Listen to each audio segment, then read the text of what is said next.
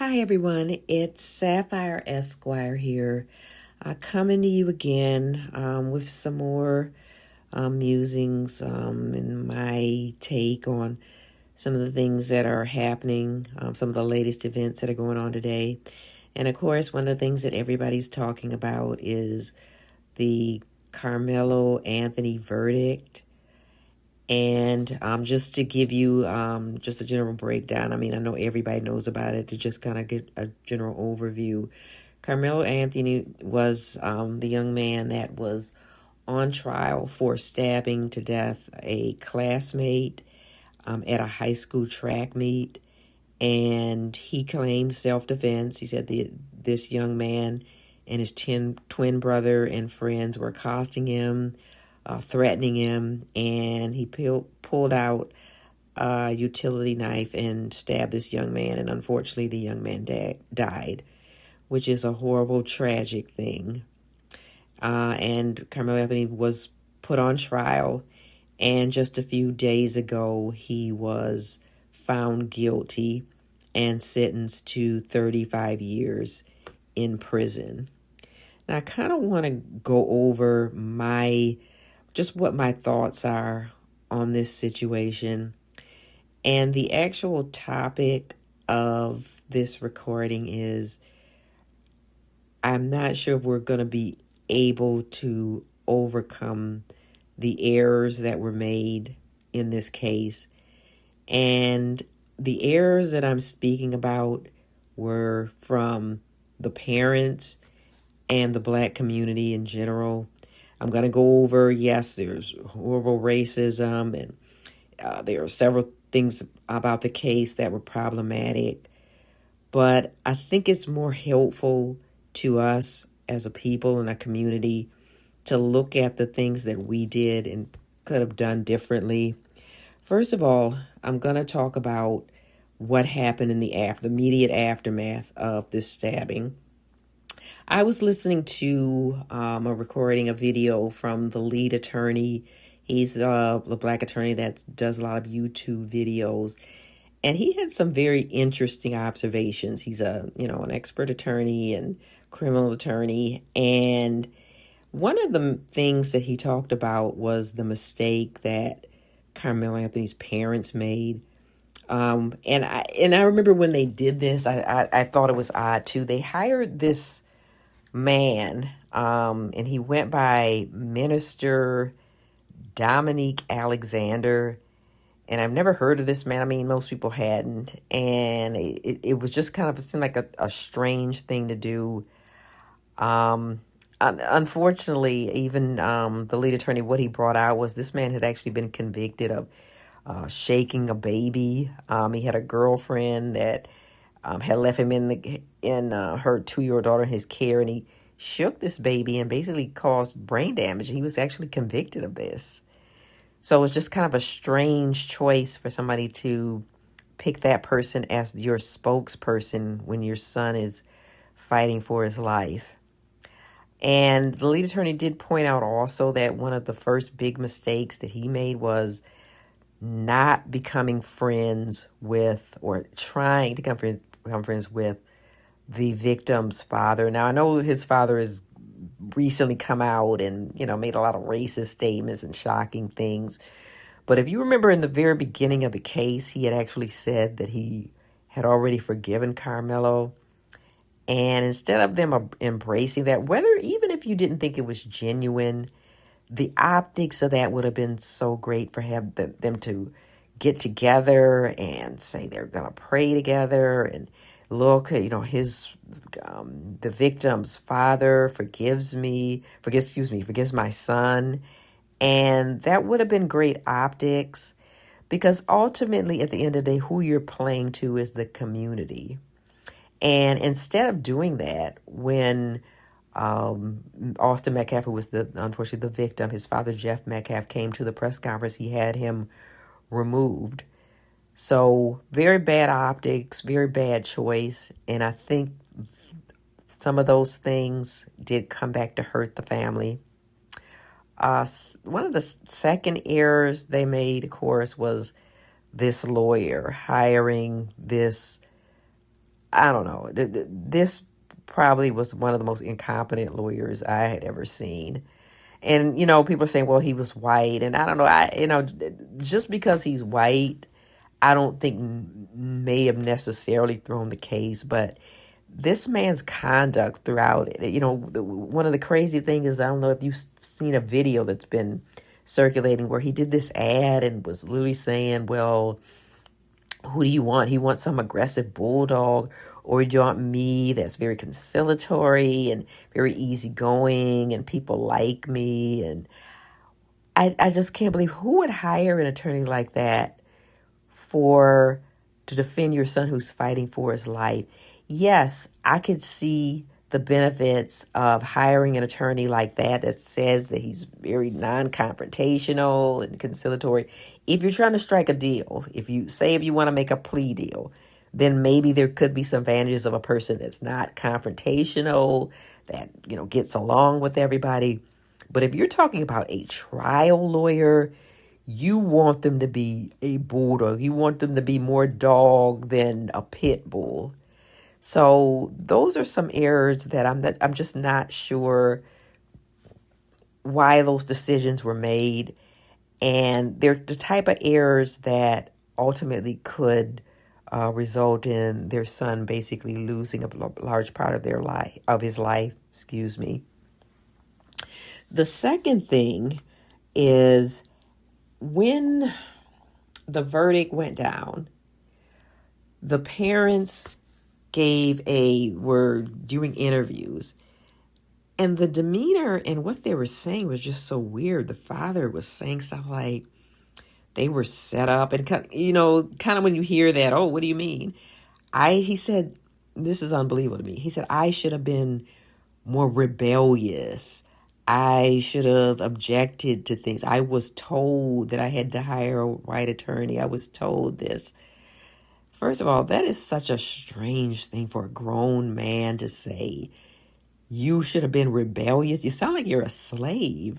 And who was telling you this? Who were you listening to that was telling you what you had to do about your own son's defense? Now, unfortunately, one of the interviewers that was interviewing him, and I'm sorry, guys, I'm drawing a blank on her name, but she's a reporter for, she appears on iHeartRadio, sometimes on The Breakfast Club. It's not Lauren LaRosa. I've heard people say Lauren LaRosa, but was not Lauren LaRosa. It was the other lady that sometimes comes on in place of Lauren LaRosa. And he was saying that, and she never asked him, who was telling you this? Who were you taking because it sounds like he was taking orders from someone. Was it this Dominique person? That's very, very troubling for a grown man, a father, to say he was basically taking orders from somebody. So another error that we basically have to deal with. Now, Karmelo, is my understanding that he's filed an appeal. And in the appeal, he indicated that he was indigent. Now, we all know that they raised several $100,000. I believe it was up to $500,000 for his defense. So where is that money gone? I mean, please, I hope that they didn't take all that money and give it to this incompetent attorney. I mean, this attorney, he never called any expert witnesses. One of the worst things he did was he didn't put Karmelo on the stand so he could humanize him. He could give his point of view, tell the jury that you didn't intend to kill him. You were just trying to protect yourself. Tell him, let him express remorse. That's what people want to see in these cases.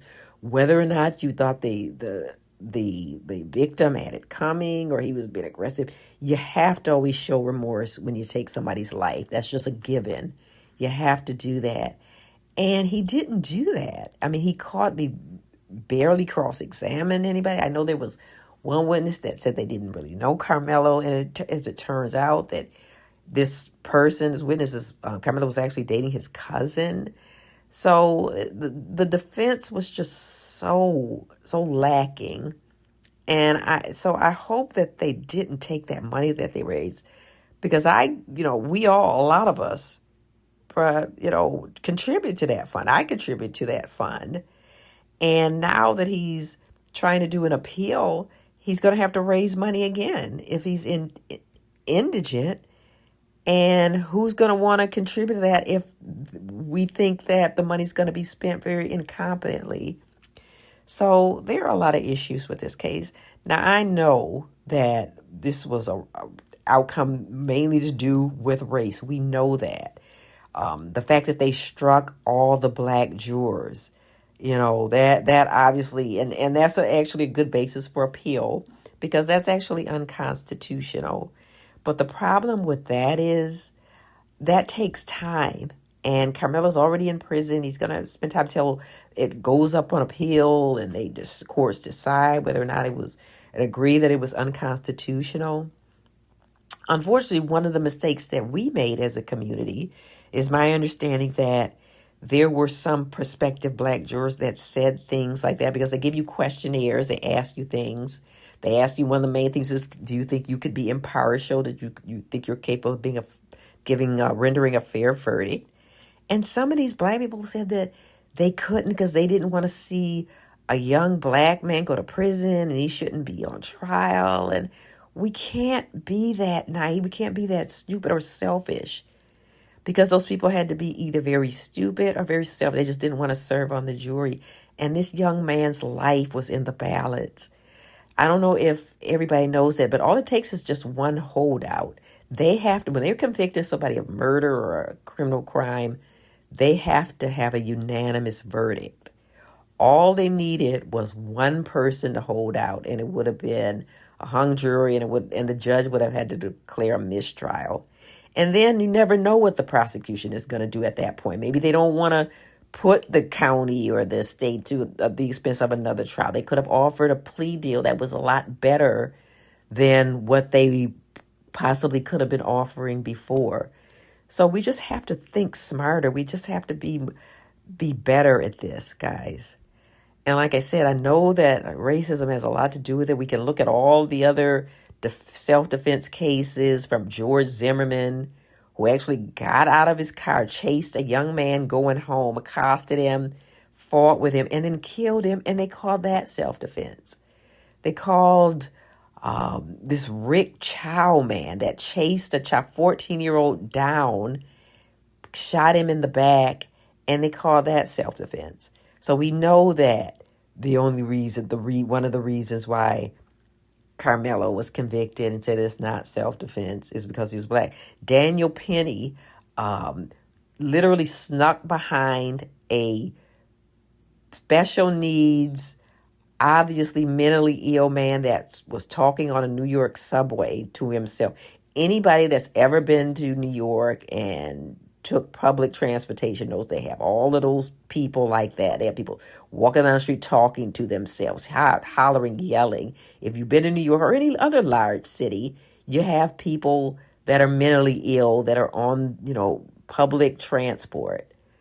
So, but he snuck behind him because he was yelling, killed him, and they called that self-defense. Not only did they call it self-defense, they made him a hero. So with all that being said, if we know this, if we know racism is going to be involved, we just have to be better. We have to be smarter. Now, my final point that I want to make in all this, because I believe in trying to find solutions and try to find a silver lining in all of this. We have legislatures all over this country. There's state legislature. Every state has a state legislature. And the black community has been voting Democratic for 60 years. And to be honest, we've gotten very little out of it. And part of it is probably because we haven't asked anything. So this is what we can do. We can go to our state legislators, because these things have to go to state legislatures. We can demand that they create a statute, make it a law, where whoever on trial in a criminal defense case, whoever on trial, there has to be at least one person of their ethnicity. So if it's an Asian person, there has to be at least one Asian person. If they're black, there have to be at least one black person. If it's Hispanic, there has to be at least one Hispanic person on that jury. And they can do that. And there wouldn't be any problem with people claiming that it's race-based because it's race neutral. We're saying any defendant. And that would take care of all of these, of a black person having to face a jury where none of his peers are on the jury. And we can do that. And I encourage everybody to contact their legislatures and demand this. They can do it. They never tell us that because they figure we don't know, and nobody is ever stepping up to do anything for us, but we can ask for that. So that way we don't have to worry about whether or not somebody's going to get a black person is going to have an all-white jury or at least a non-black jury, because one of the things I know they're trying to say is, well, all of the jurors weren't white. Well, if they weren't white, they were white adjacent. I'm enough said about that, because you know what I mean. But that's one of the solutions. So I'm going to be praying for this young man. I hope that he can overcome all of these errors that were made. And in spite of that, he can get a new trial. But like I said, these are errors that I myself am not sure if he'll be able to overcome. But anyway, we can try. I'm not saying we shouldn't try. We should try to get him a new trial. We can advocate, do things like that. But we have to be smarter on the front end. And with that, I'm out, guys. Have a good evening.